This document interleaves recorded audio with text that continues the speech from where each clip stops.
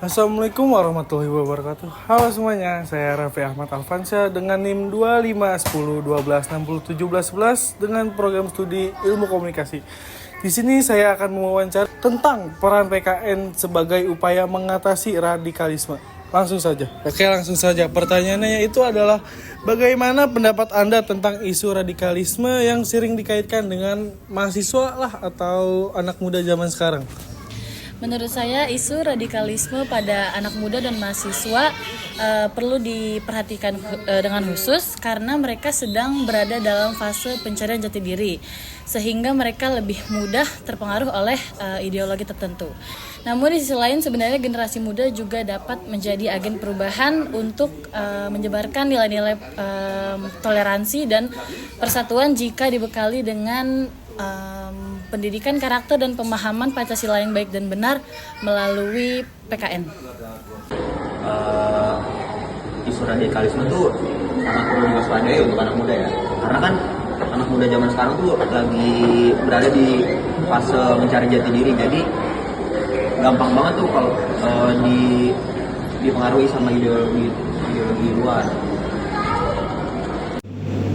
Mengapa anak muda dan mahasiswa? Karena mereka punya idealisme yang tinggi dan jati diri yang tinggi, menjadikannya sasaran untuk kelompok radikal. Anak muda tidak bisa digeneralisasi, tetapi juga harus diberi dengan nilai-nilai Pancasila, toleransi, dan harus berpikir kritis. Baik, terima kasih. Lanjut pertanyaan kedua.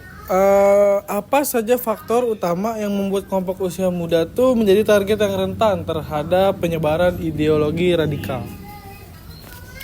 Menurut saya faktor utamanya adalah kurangnya pemahaman tentang Pancasila dan kebangsaan. Lalu ada pengaruh media sosial yang penyebarannya lebih cepat, serta kondisi anak muda atau generasi muda yang masih mencari identitas diri. Selain itu rendahnya kemampuan berpikir kritis dan literasi digital membuat mereka lebih mudah menerima paham radikal. Menurut saya tuh karena anak muda zaman sekarang tuh minim literasi digital, terus ada pengaruh lingkungan juga, sama kalau di media sosial itu sekarang penyebaran informasi itu sangat mudah. Faktor rentannya yaitu krisis identitas, rasa berkasih sosial, dan kurang literasi positif dalam menyaring propaganda digital. Faktor penyebab antara lain kurang literasi digital, pengaruh sosial, dan pencarian jati diri. Baik, terima kasih. Pertanyaan selanjutnya yaitu bagaimana pemahaman Anda melihat peran lingkungan pendidikan dalam mendeteksi secara dini masuknya paham-paham yang bertentangan dengan Pancasila? Menurut pemahaman saya, lingkungan pendidikan merupakan hal yang sangat penting karena ia dapat mendeteksi dan mencegah masuknya paham yang bertentangan dengan Pancasila. Lingkungan pendidikan dalam melalui pendidikan karakter, penguatan nilai Pancasila, serta pengawasan terhadap aktivitas para peserta didik.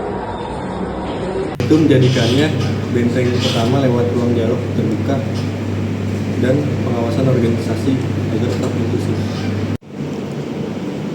Pendidikan berperan mencegah dengan cara mengajarkan toleransi, nilai-nilai Pancasila, dan harus berpikir kritis. Pertanyaan yang terakhir atau pertanyaan nomor 4 yaitu apakah materi PKN yang ada sekarang sudah cukup adaptif dalam menjawab tantangan radikalisme yang kini menyebar melalui medsos atau ruang digital?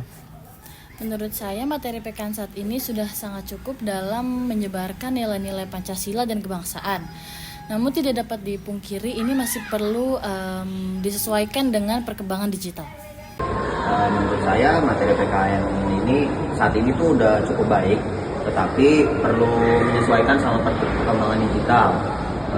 Seperti mereka harus membahas tentang radikalisme online, penyebaran hoax, dan literasi dalam bermedia sosial. Belum cukup adaptif karena PKN harus diubah dari sekedar hafal teori menjadi konten literasi digital yang kreatif dan relevan untuk media sosial. Nah, menurut saya PKN sudah menjadi dasar yang baik, tetapi juga harus ditambah dengan literasi digital.